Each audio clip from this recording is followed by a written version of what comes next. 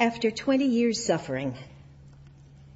From early girlhood, I was considered an invalid, having been injured by a hard fall while playing. The pain was intense for some time, and for several hours I was unable to walk or stand alone. Later, a growing weakness of the back, accompanied with sharp pains, alarmed my parents, who called a physician, and he pronounced it spinal trouble.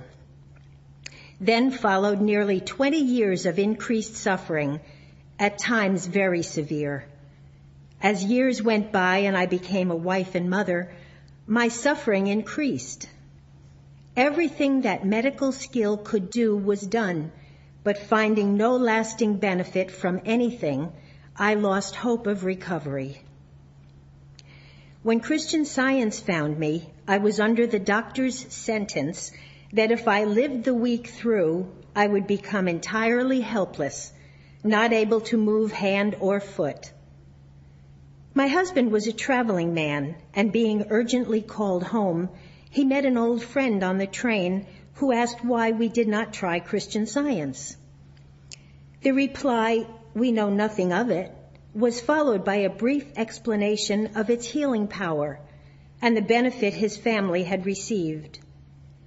This inspired my husband with new hope, and on his arrival at home, he called on a practitioner who recommended our getting Science and Health, which we did.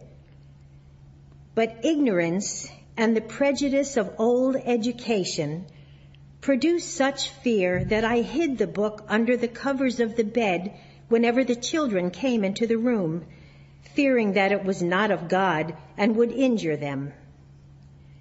God's dear love was, however, more potent than these foolish fears, and the first day I read from its sacred pages, I was convinced its teachings were the same truths as Jesus Christ had taught centuries ago.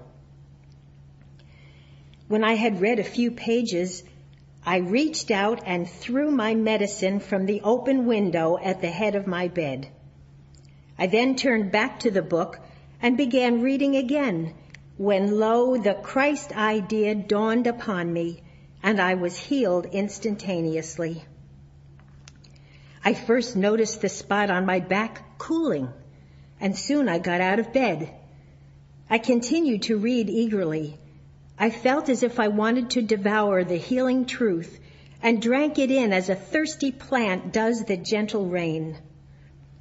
When dinner was prepared, I walked out and ate a hearty meal with the family, to the amazement of all.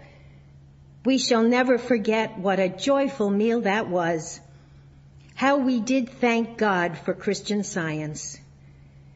As year after year has gone by, till 20 years have passed and the healing has remained perfect, I have grown to thank God with deeper sincerity that one brave woman was found pure enough to bring forth this Christ healing again, to remain forever among men, and to save suffering humanity from all disease and sin. Mrs. P.L.H., Fairmont, Minnesota.